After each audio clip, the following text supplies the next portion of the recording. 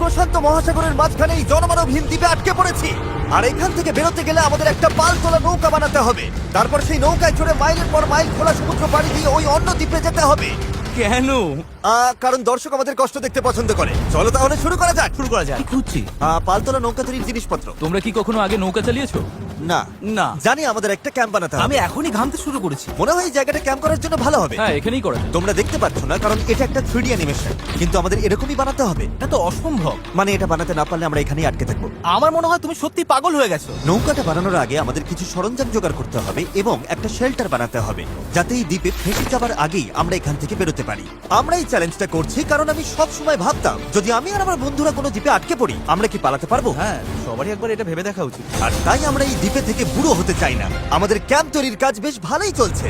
আমরা ক্রেটটা খুলেছি যেখানে বেঁচে থাকার জন্য কিছু জরুরি জিনিস রয়েছে। এই জলটা দেখে হয়তো অনেক মনে হচ্ছে, কিন্তু আপাতত এটাই আমাদের একমাত্র সম্বল। আর সত্যি বলতে এটা বানাতে আমাদের কতদিন লাগবে আমি নিজেও জানি না, কারণ বাস্তবে তো আমরা একদল ইউটিউবার যারা শূন্য থেকে একটা শেল্টার বানানোর চেষ্টা করছি। দেখো, এটা একটু উঁচুতে বসানো উচিত। চ্যান্ডলার, একটা আইডিয়া আছে। তাই নাকি? চলো করা যাক।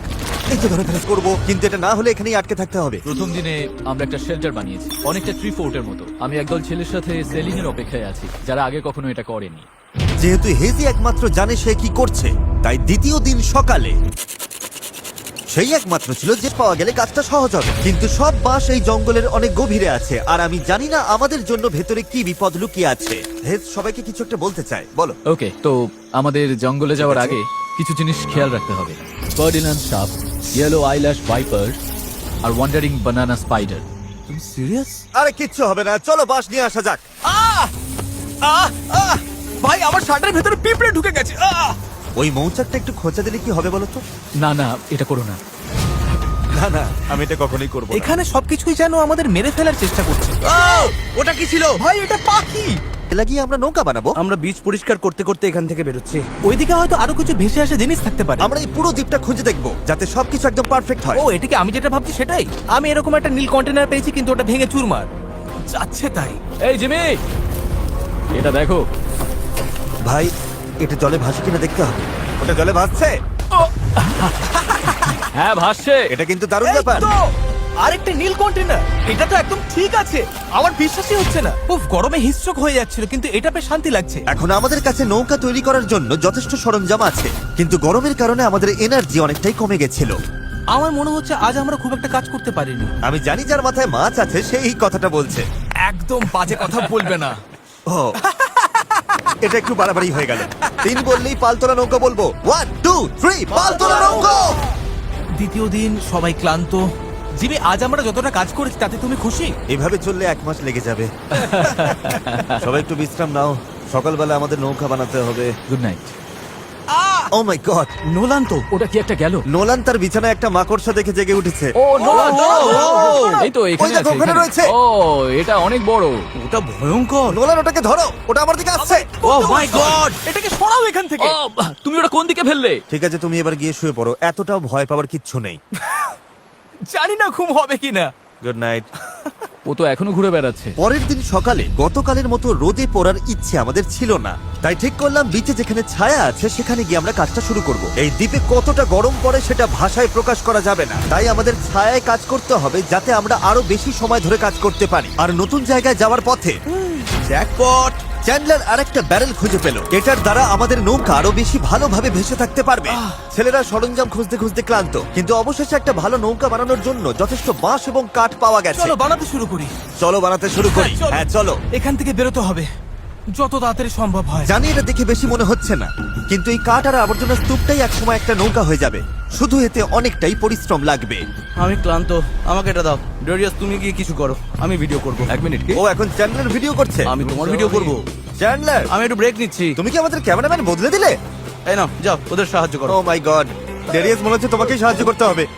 ঠিক আছে, আশা করি তুমি নৌকা বানাতে পারবে, কারণ আমরা জানি না। ডেরিয়াস এখন নৌকা বানানোর দায়িত্বে, আর চ্যান্ডলার ক্যামেরার পেছনে। ধীরে ধীরে আমাদের নৌকাটা তৈরি হতে শুরু করলো, কিন্তু যদি এই গিটগুলোর একটাও আলগা থাকে আর ঢেউ লাগে তাহলে আমরা মাঝ সমুদ্রেই ডুবে যাব। এবার সময় এসেছে পুপ ডেক বানানোর। পুপ ডেক? জাহাজে এটাই বলে না ওরা? আমি জানি না। আচ্ছা, এটার নাম পুপ ডেক কেন? সকালে করে বলে। পরিষ্কার করে বলি, যতক্ষণ আমরা বোটে থাকবো কোনো পটি হবে না। এই বাঁশগুলোই আমাদের জাহাজের ডেক, আর এটা এখন একটা আসলেই পালতোলা নৌকার মতো দেখাচ্ছে। হ্যাঁ, একদম তাই। হ্যাঁ, তাহলে চলো আমরা শুরু করতে পারি গিফট দেওয়া জিনিসগুলো সাজানো, পাল বানানো অথবা ডিনার করা। আমরা ডিনার করতে যেতে ডিনার 100%। ঠিক আছে, আমরা কি নৌকাটার কোনো নাম ঠিক করেছি নাকি এখনো ভাবছি ও। নাকি এখনো ঠিক করাই চ্যান্ডলার নামটা কি হবে?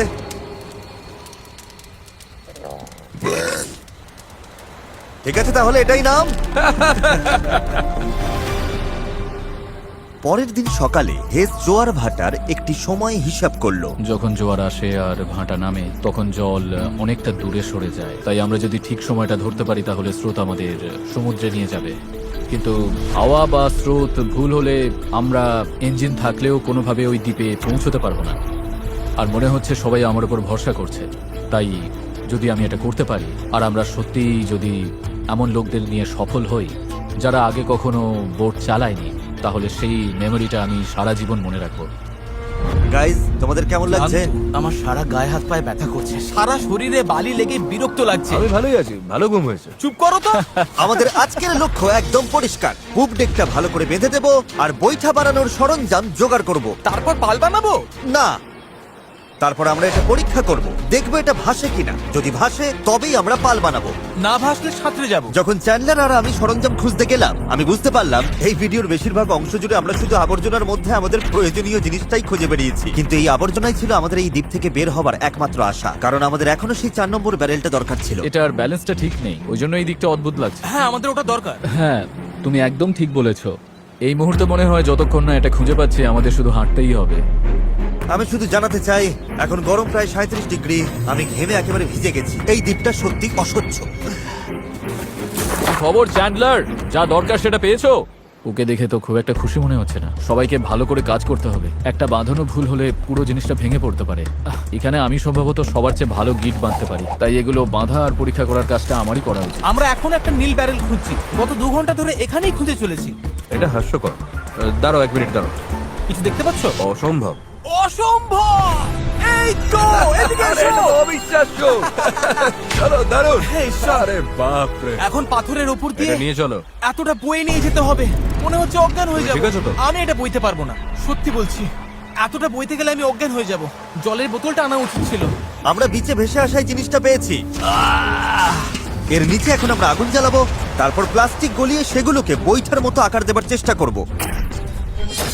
ঠিক আছে, চলো আরো কিছু জ্বালানি কাঠ নিয়ে আসি আর দেখি প্লাস্টিকের কি অবস্থা হয়। জল না এনে খুব ভুল করেছি। আমার আঙুলগুলো ঝিনঝিন করছে আর চোখে ঝাপসা দেখছি।